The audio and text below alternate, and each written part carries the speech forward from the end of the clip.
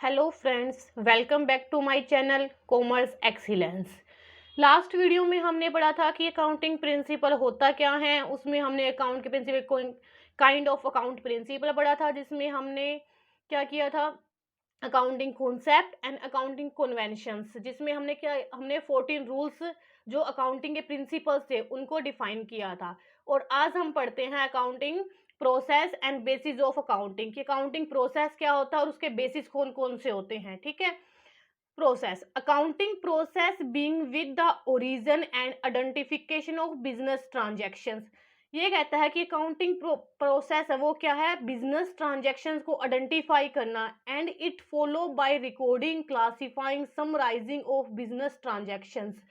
जितनी भी ट्रांजैक्शंस हैं उनको रिकॉर्ड करना, उनका समराइजिंग करना, उनको क्लासीफाई करना, ऑल ट्रांजैक्शंस को, and business with the preparations of trial balance and financial statement.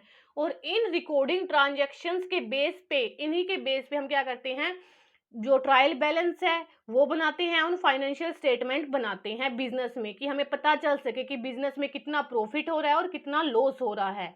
तो अकाउंटिंग की प्रोसेस मेनली होती है, सबसे फर्स्ट आता है identification of business transactions.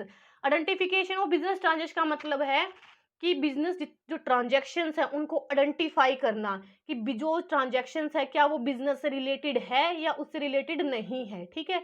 Transaction को रिकॉर्ड करते हैं जो मनी की फॉर्म में होती है, और बिजनेस में डेली ट्रांजैक्शन होती है कि कितनी सेल परचेज, कितनी सेल हुई है, हमें कितनी परचेज हुई है और हमारे एक्सपेंसेस कितने हो रहे हैं। ठीक है। उससे आगे क्या होता है, प्रॉफिट हमें बिजनेस में हो रहा है या प्रॉफिट नहीं हो रहा है, तो उन सब डॉक्यूमेंट्स को रिकॉर्ड करना, उनको रिकॉर्ड करना, वो क्या होता है, ट्रांजैक्शंस या आइडेंटिफिकेशन करना, उनकी पहचान करना।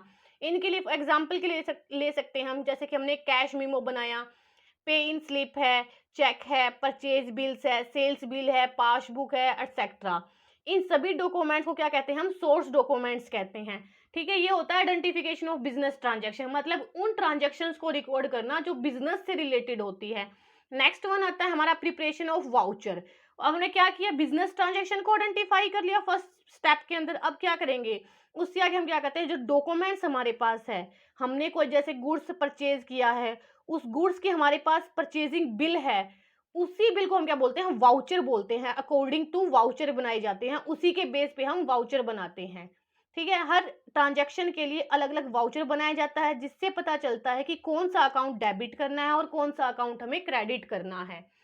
तो ये वाउचर होते हैं कि हमने कितनी सेल की, कितनी परचेज की है, उसका हमारे पास कोई बिल है, तो उसके अकॉर्डिंग ही हम क्या कहते हैं, वाउचर बनाते हैं।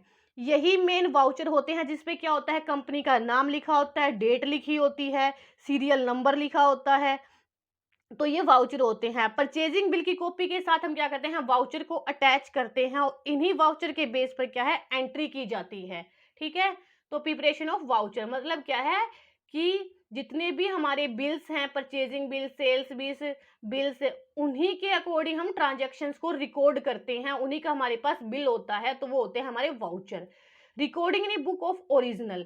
अब हमने क्या किया, आइडेंटिफिकेशन कर ली, वाउचर बना लिए। अब क्या होता है, उनको बुक ऑफ ओरिजिनल में रिकॉर्ड करना, उन जितनी भी ट्रांजैक्शन है उनको रिकॉर्ड किया जाता है। इन रिकॉर्डिंग को क्या कहते हैं, सबसे पहले हम जर्नल बुक में रिकॉर्ड करते हैं। जर्नल बुक में हम एंट्री करते हैं, डबल एंट्री सिस्टम को के बेस पे की जाती है। ठीक है। और क्या है, अगर बिजनेस छोटा है तो ट्रांजैक्शंस को हम जर्नल बुक में रिकॉर्ड करते हैं। अगर हमारा बिजनेस बड़ा है तो हम इन्हीं को क्या कहते हैं, डिवाइड कर देते हैं, जो सब्सिडरी बुक या फिर book of purchasing, cash book, purchase book, अलग अलग पार्ट में डिवाइड कर देते हैं। तो ये होता है जर्नल।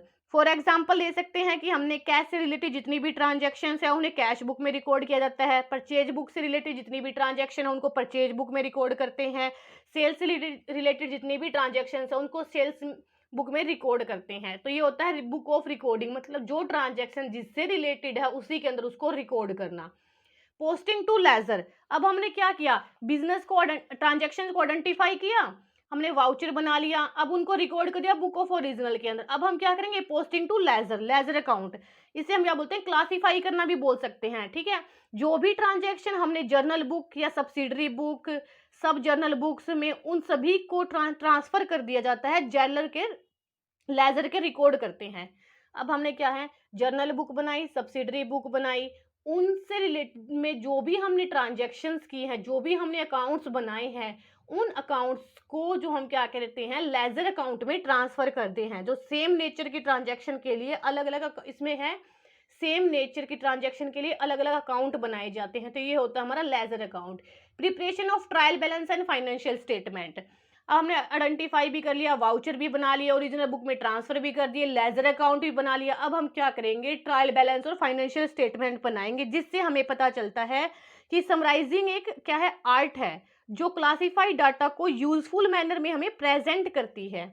जो ट्रांजैक्शन रिकॉर्ड किए हैं उन्हें समझा जा सके, जितने भी लेजर अकाउंट बनाए हैं उससे जो में क्या है, जो बैलेंस आया है उसे हम क्या कहते हैं, ट्रायल बैलेंस बनाया जाता है। और एक जिसमें क्या होता है, ट्रायल बैलेंस में एक कॉलम डेबिट होता है और एक कॉलम क्रेडिट होता है। इससे फायदा होता है कि लेजर बनाते टाइम हमें कोई भी गलती होने का चांस नहीं रहता है कि हमने कोई प्रॉफिट या कोई आइटम छोड़ दी है या नहीं लिखी है, तो उससे कोई भी प्रकार की मिस्टेक नहीं होती है। एनालाइज एंड इंटरप्रेट, इसमें क्या हमने समराइजिंग कर ली, जितनी भी ट्रांजैक्शन थी उनको रिकॉर्ड कर लिया, अब उनको एनालाइज करेंगे, उनको इंटरप्रेट करेंगे कि वो ट्रांजैक्शन सही है या नहीं है। उसके बाद आता है communicate. Communicating is the last process of accounting. Last process में क्या है कि इसके अंदर हम कम्युनिकेट करते हैं, हमने जितना भी डाटा को एनालाइज किया है, इंटरप्रेट किया है, उसी को क्या होता है, टॉप मैनेजमेंट उसी डाटा को आइडेंटिफाई करता है, देखता है कि वो बिजनेस के लिए सही है या नहीं है, उसी के बेस पे डिसीजन लिए जाते हैं। तो ये थी हमारी अकाउंटिंग की प्रोसेस। की अकाउंटिंग प्रोसेस होती क्या है, सबसे फर्स्ट आता है identify of business transaction, identify करना ट्रांजैक्शन को, वाउचर बनाना, वाउचर बनाए जाते हैं, फिर ओरिजिनल बुक में उन्हें ट्रांसफर किया जाता है। ओरिजिनल बुक के बाद हम लेजर बनाते हैं और फिर ट्रायल बैलेंस और फाइनेंशियल स्टेटमेंट, और फिर डाटा को एनालाइज करना और कम्युनिकेट करना। ठीक है फ्रेंड्स, अब आता है हमारा बेसिस ऑफ अकाउंटिंग की अकाउंटिंग के बेसिस क्या क्या हैं। मेनली टू टाइप की अकाउंटिंग बेसिस होती है, फर्स्ट ऑफ होती है कैश बेसिस एंड सेकंड होती है अक्रूलर बेसिस। कैश बेसिस क्या होता है, it is a system in which transaction are recorded when cash is received. इसके अंदर हम उन ट्रांजैक्शंस को रिकॉर्ड करते हैं जो हमें कैश में रिसीव होती है या हम जिन्हें कैश में पेड करते हैं, उन्हीं ट्रांजैक्शंस को रिकॉर्ड किया जाता है, तो वो होती है कैश बेसिस ट्रांजैक्शन। ठीक है, कैश में पर अगर हमें प्रॉफिट निकालना है तो हम कैसे निकालेंगे, हमें कैश बेसिस ट्रांजैक्शन में प्रॉफिट निकालना हो तो हम कैसे निकालते हैं, जितनी भी हमारी टोटल इनकम होती है उसमें से हम क्या करते हैं, रिसीव होती है जो इनकम हमें टोटल, उसमें से माइनस करते हैं टोटल एक्सपेंसेस जो हमने पेड किए हैं। तो इससे हम क्या करते हैं, जो हमारे एक्सपेंसेस है, जो कैश रिसीव हुआ है, तो वो उससे हमें प्रॉफिट का पता चलता है। इसमें क्या है, outstanding prepaid expenses income received in advance are not consider. इसमें क्या, जो हमारे प्रीपेड एक्सपेंसेस हैं, इनकम रिसीव इन एडवांस जो रिसीव हुई है एडवांस में, आर नॉट कंसीडर, इसको हम कंसीडर नहीं करते हैं। इसमें हम सिर्फ उन्हीं ट्रांजैक्शन को कंसीडर करते हैं जो हमें कैश में रिसीव होती है। कैश बेसिस का हमें फायदा क्या क्या होता है, इसकी एडवांटेज क्या क्या है। Simple and bases of accounting, ये बहुत ही इजी है, जिसे समझना बहुत ही आसान है कि जितना कैश आया है और जितना कैश हमने दिया है या पेड किया है उन्हीं ट्रांजैक्शन को रिकॉर्ड करते हैं। शूटेबल है, ये उन्हीं ऑर्गेनाइजेशन के लिए शूटेबल है जिनका ट्रांजैक्शन कैश में सबसे ज़्यादा होता है। वही ट्रांजैक्शन जो ऑर्गेनाइजेशन कैश में सबसे ज़्यादा ट्रांजैक्शन करती है उन्हीं के लिए सबसे ज़्यादा शूटेबल होता है। मोर ऑब्जेक्टिव, मोर ऑब्जेक्टिव का मतलब है बेसिस के चेंज के कम होते हैं, चांस होती है कैलकुलेट क्लीन होती है, मतलब क्या है, किसी भी प्रकार का फ्लॉड नहीं होता है, जो ट्रांजैक्शंस हुई हैं वो बिल्कुल क्लीन होती है कि क्या कितना कैश रिसीव हुआ, कितना हमने पेड किया, तो कोई चांस ही नहीं है कि उसमें कोई भी फ्लॉड होने का चांस होता है। डिसएडवांटेज क्या है, does not give true and fair information, increase flawed. Does not give true and fair information, मतलब ये कहता है कि इससे में क्या है, ट्रू और फेयर इन्फॉर्मेशन नहीं मिलती। क्यों नहीं मिलती, क्योंकि हमने जो इनकम रिसीव की है सिर्फ हम उन्हीं को रिकॉर्ड करते हैं, या जो हमने पेड की है उन्हीं को रिकॉर्ड करते हैं। जो हमारे आउटस्टैंडिंग खर्चे हैं, जो हमारे एक्सपेंसेस है, इनकम एडवांस में जो कुछ हमें रिसीव हुआ है, तो हम इसके अंदर उनको रिकॉर्ड नहीं करते हैं। तो क्या है, हमारा जो प्रॉफिट निकल के आता है, बैलेंस जो भी बनता है, वो क्या होता है, एक्चुअल में क्या होता है, क्लियर कंप्लीट नहीं होता है, पता नहीं चलता कि वो सही भी है या नहीं है। ठीक है, इंक्रीज फ्रॉड, फ्रॉड होने के चांसेस रहते हैं क्योंकि आइटम इसके अंदर बहुत सी छूट जाती है, क्योंकि एक्सपेंसेस है, आउटस्टैंडिंग है, वो उनको हम रिकॉर्ड नहीं करते हैं। ठीक है, ये थी इसकी डिसएडवांटेज। अब आता है अक्रूरल बेसिस। बेसिस क्या होता है, income is receive as income when it is on, इसका मतलब है कि इसके अंदर हम क्या करते हैं, इनकम इज रिसीव क्या है, चाहे पेमेंट रिसीव हुआ हो या नहीं हुआ हो, जितने भी हैं उन्हीं को हम रिकॉर्ड करते हैं। ऐसे क्या, इनकम रिसीव चाहे हमें हुई हो या किसी ट्रांजैक्शन की नहीं हुई, किसी भी आइटम की, हम उसको जिस टाइम पे उसकी एंट्री होती है उसी टाइम पे हम उसको रिकॉर्ड कर लेते हैं। Similarly it an expenses has been earn but payment has not been paid. ये कहता है जो एक्सपेंसेस हमने अर्न किए हैं उनकी पेमेंट नोट भी पेमेंट नहीं की है, it will record as expenses, उनको हम रिकॉर्ड करेंगे एज एक्सपेंसेस के तौर पर। ठीक है। It is based on two principle, जो अक्रूरल बेसिस है वो क्या है, दो प्रिंसिपल के ऊपर बेस है। सबसे पहले revenue recognisation principle and matching principle. Recognised principle क्या होता है, जो ट्रांजेक्शन हो चुकी है वो होता है रिकोनाइज, और मैचिंग में भी होता है जिसमें हम मैचिंग करते हैं प्रिंसिपल्स की। ठीक है।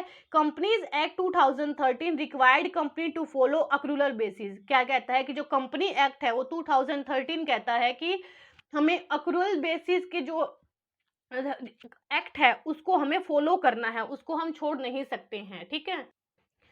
अब इसकी एडवांटेज क्या है अक्रूरल बेसिस की, more scientific method, more scientific है, इजी है, क्योंकि इसमें हम ऑल ट्रांजैक्शंस को रिकॉर्ड करते हैं चाहे वो हमें उसकी पेमेंट रिसीव हो या नहीं हुई हो। Correct, true and profit of loss, हमें ट्रू क्या है, करेक्ट पता चलता है प्रॉफिट एंड लॉस अकाउंट का, और फेयर होता है। ट्रू फाइनेंशियल पोजीशन, हमें कंपनी की फाइनेंशियल पोजीशन क्या है उसका भी हमें सही सही पता चलता है। ठीक है। डिसएडवांटेज क्या होती है इसकी, no simple as cash basis, ये कहता है कि सिंपल नहीं है कैश बेसिस से। क्यों, क्योंकि इसमें हमें सभी ट्रांजैक्शन को रिकॉर्ड करना होता है, चाहे वो आउटस्टैंडिंग हो, प्रीपेड एक्सपेंसेस हो, इनकम रिसीव एडवांस हो, जितने भी हमारी एक्सपेंसेस है जो एडवांस में हमें रिसीव हुआ है, पेमेंट रिसीव हुई है, उन सबको हम रिकॉर्ड करते हैं।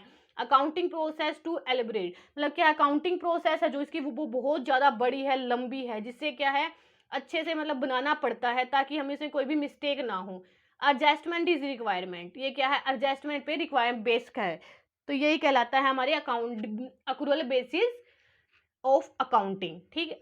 ओके फ्रेंड्स, अगर आपको ये मेरी वीडियो अच्छी लगी हो तो प्लीज़ इसे लाइक शेयर और सब्सक्राइब करें। Thank you.